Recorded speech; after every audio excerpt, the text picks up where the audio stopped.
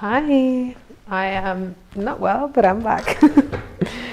Yesterday I was sick, and today I'm back at my workshop because I'm self-employed and that's what you do. So I took yesterday afternoon off because I was feeling quite shit, but yeah. Anyway, so welcome lovely humans, and welcome back to those who have been here for a while. I feel like this thing is expanding and evolving, and I honestly love that. So I'm really happy to get to do another, whatever it's called, another day of it. So today I'm still going to work on my flower. I realize that I have too much work that I need to do between now and November, so probably I won't be able to take these flowers to Philadelphia, and I'm really sorry about that. Probably I'll make another couple of these like smaller ones that are so like pretty, and yeah, but I mean I'll have time to do the small ones but not the big ones. So yeah, I'm sorry that my voice is a bit shitty, but it is what it is. Anyway, so I'll go on filing if that's, I know maybe that's a bit boring, but that's a big part of my job, and so that's what I'm going to do today probably. And also a bit of hammering. I'm sorry if that's problematic for like your, hopefully my mic doesn't, it shields a bit of that. I have to go and heat it up because it's too hot at the moment, so I'm going to do that. I hope you had a lovely day yesterday, and I just wanted to say that I would like to, yesterday while I was basically half asleep in bed because I was really, I wasn't feeling well, and usually it's because when I have things that are this quick that like last a day or two, it's usually because I'm just really tired and I brought my body to a limit and I just want to sleep and recover, and that's it. Take a warm shower.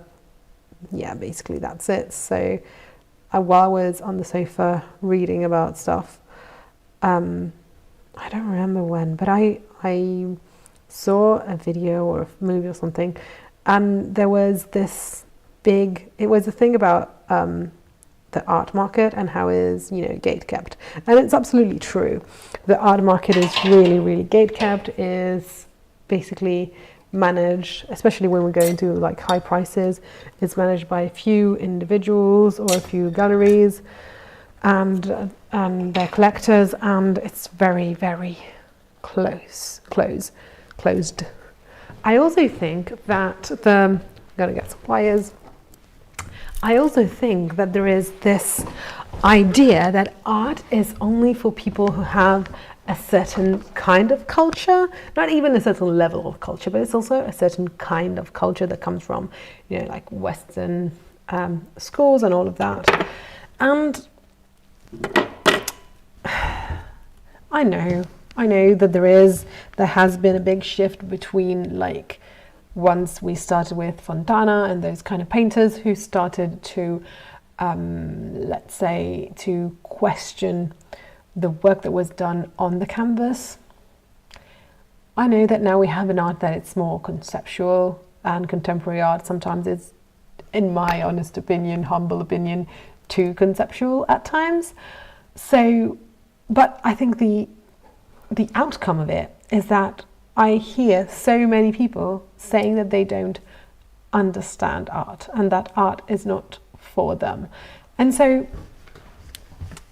to me, it feels like we have this small group of people who are buying art and who are deciding what art is relevant, but also that those people are convincing us that it's not the problem of the artist or of why that piece of art looks in a certain way, but it's our problem as viewers if we don't understand art, and it's our not only problem, it's our fault.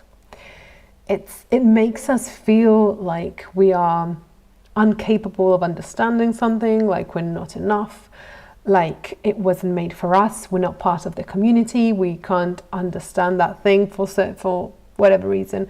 And I hate this narrative so freaking much that I want to talk about it. Also, I'm realizing more and more as I do these that I would really like to have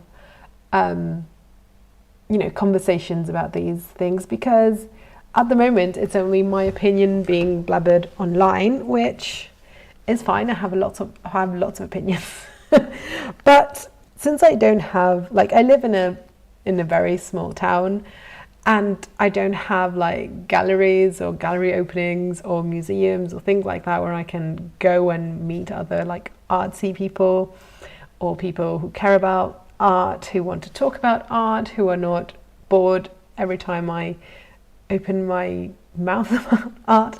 I'd really like this to become a conversation in time, to become something like a coffee break that we can take with each other and just chat about art, what's going on in the art world, what's happening in the craft world, because obviously I'm more towards like the craft world than the let's say the general art world, but it's a world that I deeply love and I feel like I'm part of it. So I would like it to go towards that direction and have some chats. So if anybody feels like they want to chat with me about it, that's what I would like to do in time.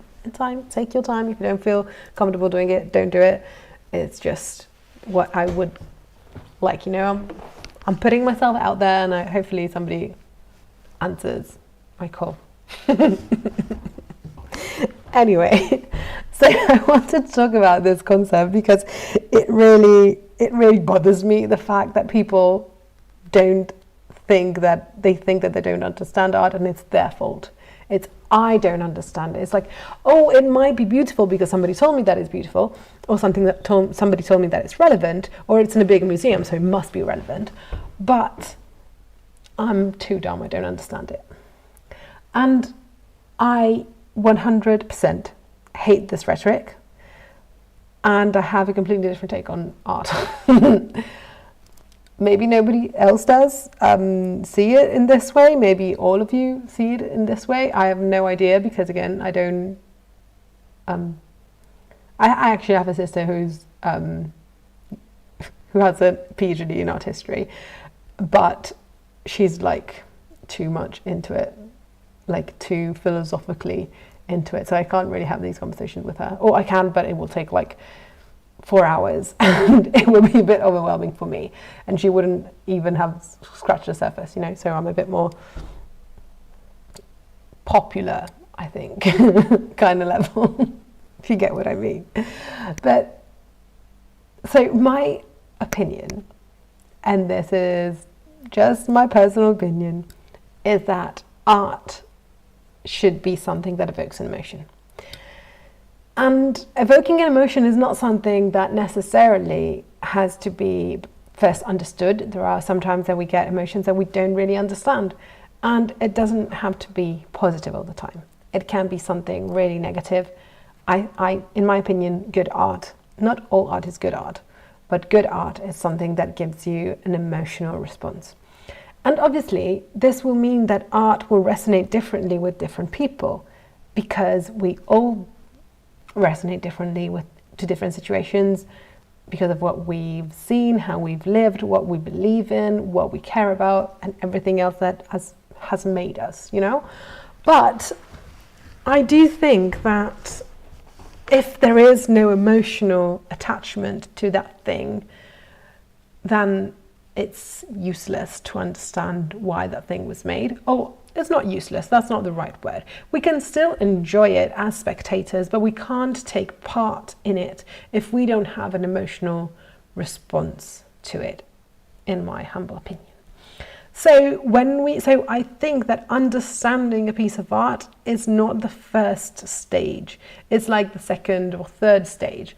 So first thing, you see a piece of art or you witness it, and you stop and just look at it, feel it, hear it, whatever it is. And you find those emotions, if there are any, because there don't need to be any. Even something that is like the most popular thing, like the Mona Lisa.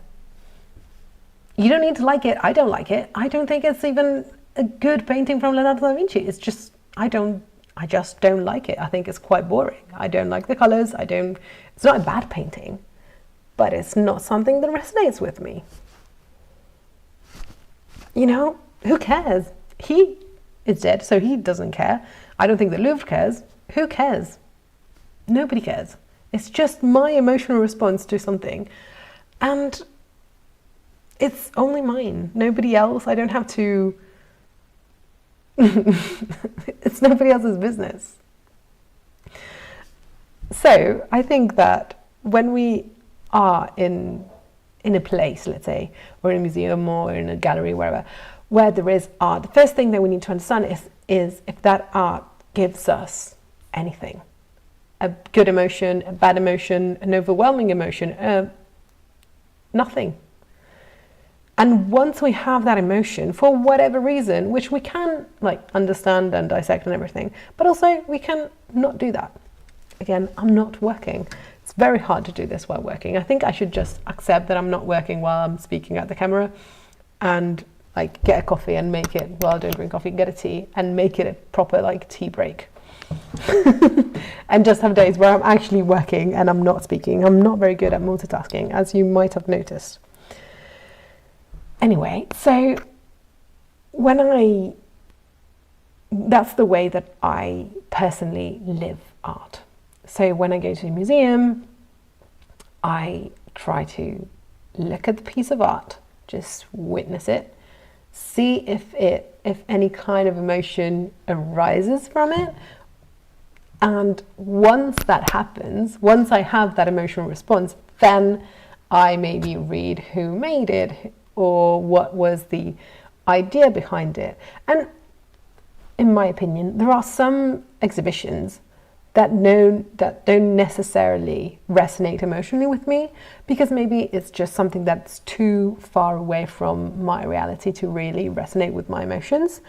But sometimes they're like super interesting, and so it's like, you know, reading an essay. It's not necessarily, in my opinion, a work of art, or an essay is rarely a work of art, but it's super interesting. And I think we can have the same thing with visual. You can have like a visual essay kind of thing, where the artist is actually making a point and trying to let you understand something, but not necessarily giving you an emotional reaction to it.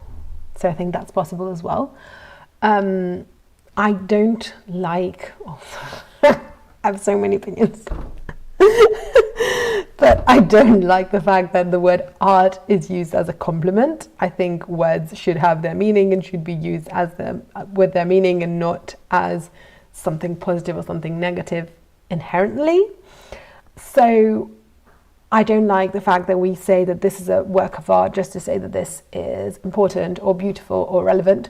I think there are different things can be like super relevant without being a work of art, and things can be works of art and still not be that relevant, you know, especially if we consider like what's happening in the world, the politics, you know.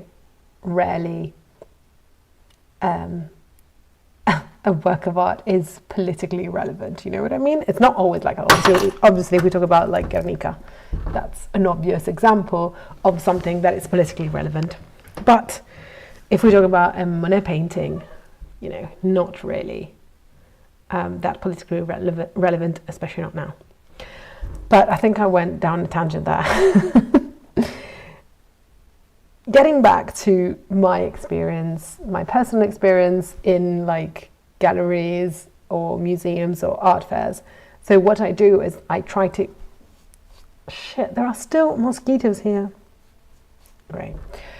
I try to stay enough time with that piece of art to let it resonate with me. It's like when I start a book, I don't usually like read one chapter. I just give it a bit of time. I read maybe like 5 or 6 chapters before I decide if I like it or if I don't like it.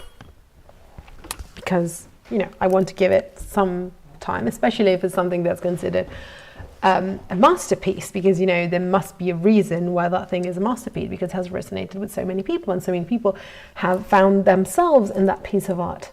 And so I think it's important to give that thing, whatever it is, time. And some things I think will resonate much more in different stages of life. So I think some things will resonate when you're older, or when you're younger, or when you are feeling more depressed, or you're feeling happier, or you're more like high over the top kind of everything is going great kind of person. You know, it really depends on what stage you're in also, because I think when the approach with an art piece is a conversation, it's an emotional conversation with the art piece. So it must, if you're not in the right position to have this conversation is not going to happen. And that's not a fault. That's the big thing. It's not a fault. Not resonating with something is not a fault. It doesn't make anyone less educated because they didn't emotionally resonate with something. You know, it just, in my opinion, it just doesn't.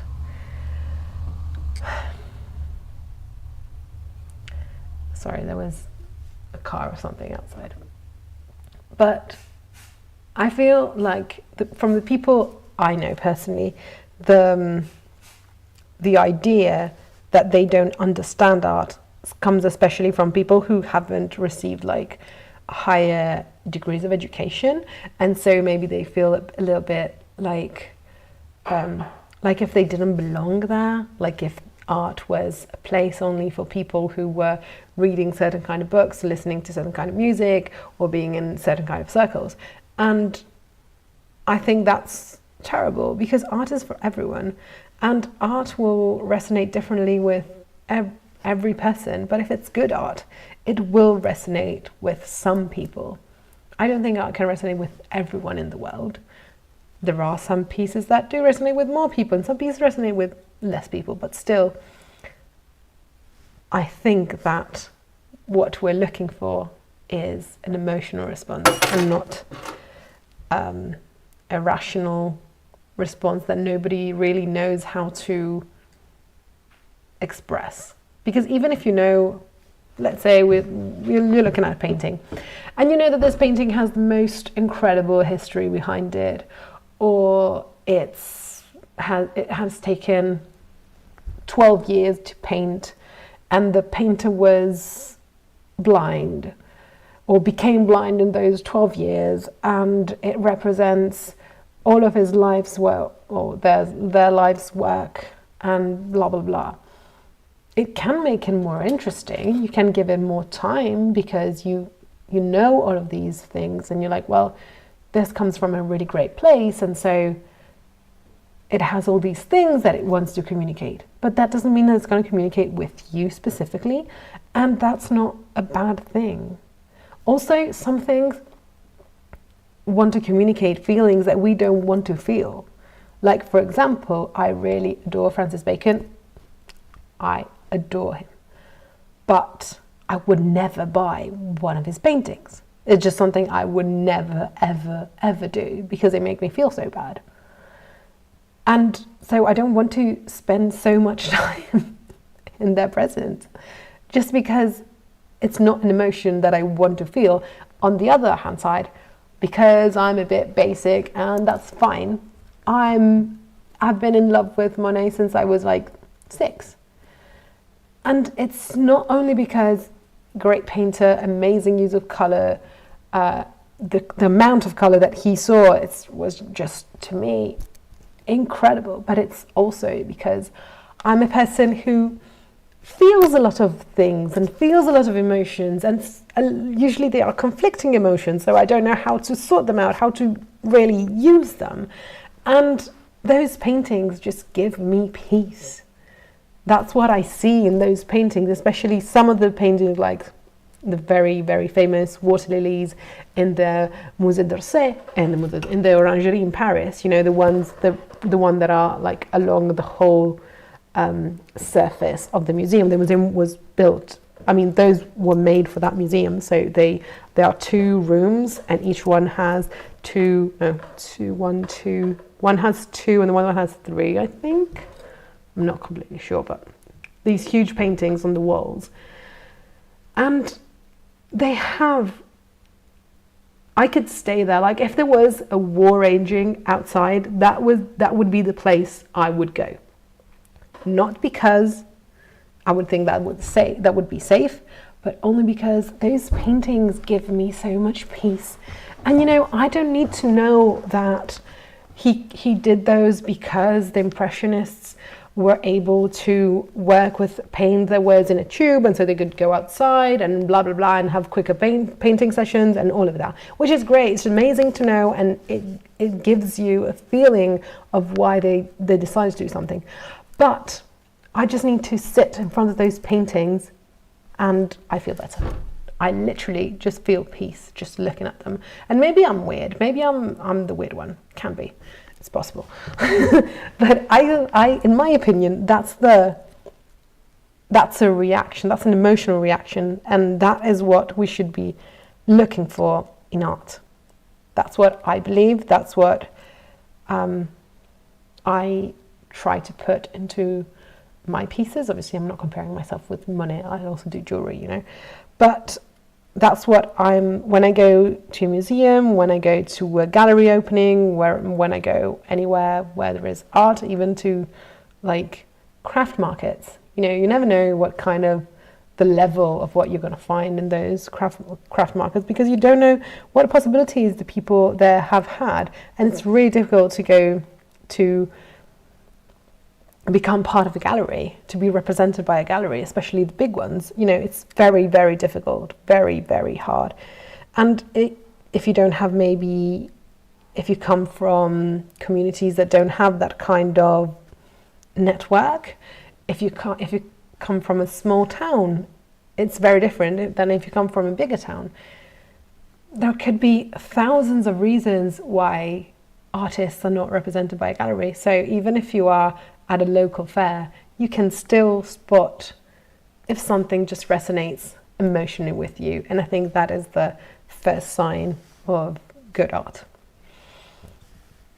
And so, yeah, I don't want to, as I said, I would like this to be a conversation, because I feel like it's a bit one-sided, and maybe there are so many aspects that I'm not thinking about, which it's probable. But I really, really, really would like everyone to enjoy art and like museums and galleries so much more. Not because I don't go, but you know, I've been to so many museums where I've seen people who don't really look at the artwork. Most people, there are many people who just take pictures and go, which, I mean, I take pictures of pieces of art that I love. It's not a critique towards those who take pictures. It's just that I think it's a pity to not give time to a work of art to speak to you. I think that's the pity. You know, it's an opportunity that's wasted because we need to go somewhere else. We don't have enough time. We want to sometimes just, we don't care about it. There are many reasons, but I think a lot of people just feel overwhelmed, and if they are told that they don't understand art, and art has nothing to do with them because they're not part of this elite kind of group, then I feel like it becomes like museums, especially like big important museums like the Louvre or the Uffizi in Florence. They become just a stop for tourists to go there and take pictures and say, oh yeah, I've visited that museum. And instead, I feel like art museums and places in general when you can witness art are such like a cleansing place, just because there are so many emotions that have been put in those canvases or sculptures or installation or whatever they are.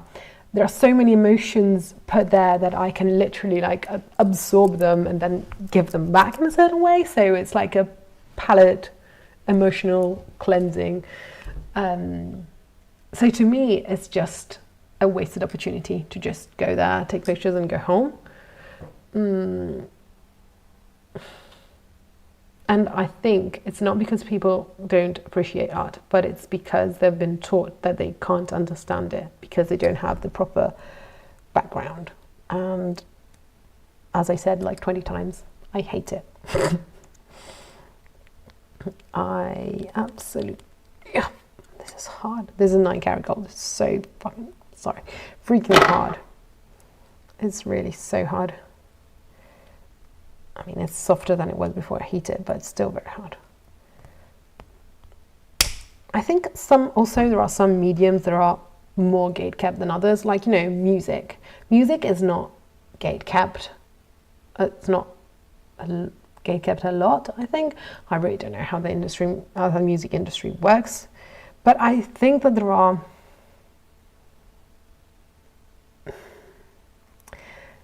I don't know, I feel like we approach music in a very different way because we just listen to it and give it time. Either we like it, we don't like it. We give it maybe another chance, you know, but that's it. We don't pretend that we need to know what the artist wanted to convey to appreciate a piece of music or a book. We just don't ask for that. We don't ask the writer of a novel to ask us what were they trying to convey before we read the novel. We just read the novel and then either we liked it, we had an emotional attachment to it, we lived a bit of our lives in the character lives, we loved with them and cried with them and were scared with them and had conflict and all of that, or we don't. And I feel we should do the same with every kind of art. Because if you don't have, it's fine to not resonate with everything. Absolutely fine. But I think that's what we should look for in every piece of art. All of them. Vases, jewelry, woodwork, painting, sculpture, installation, music, conceptual art, everything. It should always resonate with our feelings. That's what I think. Sorry, this thing really, really gets under my nerves because I've heard it so many times, especially from like maybe older people who feel, because I think that at least in Europe, my generation, like younger millennials, Gen Z, most of us, not all of us, but many of us had the opportunity to finish high school and maybe even go to college. Obviously it's different in America because of the cost of college and everything else, but in Europe I think that, I don't know the stats, maybe I'm just bullshitting, but I think most of the population of our generation at least finished high school. And while the generation before us not necessarily finished high school. So I think that those people who think that you know, the generation that feels like having a higher education necessarily means you're a better person, which obviously is not true. But I think those kind of people are the people who are less pushed towards art because they have been told all their lives that they can't understand it because they're not part of some kind of elite or something. This is just so hard. It's not breaking, which is good, but it's really, really hard. Yeah, and I don't mind that I nicked it there. Actually, I like the fact that I nicked it because I want these petals to have a lot of movement. A lot of movement. Also, I just wanted to add that not everything is good art. So if something doesn't resonate with you and doesn't give you an emotional response, you are entitled to say that you don't like that piece of art, even if it's something super famous, super, like it's considered a masterpiece. Maybe it's technically beautifully made, doesn't mean it resonates. It has to resonate with you. And that doesn't mean that you are not understanding something. Just means that it's not resonating with you. Doesn't have a value implication, in my opinion. So it's not either good or bad. It's just some things resonate, some things don't. If you're a really good artist or a great artist, probably you're going to touch subjects that are human and that resonate with many people because they are human. You know? Like the Pietà of Michelangelo. It's not, I mean, it's beautifully done. It's absolutely beautifully done. But it's still a mother that's carrying the body of a dead child. Well, grown man, but still her child. And it's a very human emotion that we can all relate to, even if hopefully most of us haven't experienced that feeling. You know, it's something that we can relate. It's a kind of pain of loss, of feeling powerless, and still wanting to keep a kind of facade because we don't want to like break down in front of other people. And you can see all of that in that sculpture. And that's how it resonates. It's not only because, you know, those hands are so beautiful and the way they like push inside the skin. I mean, wow. But it's because it's resonating. But also things like the Venere of Milo. I don't know, in English it's called the Milo. I don't know the name in English, I just realized.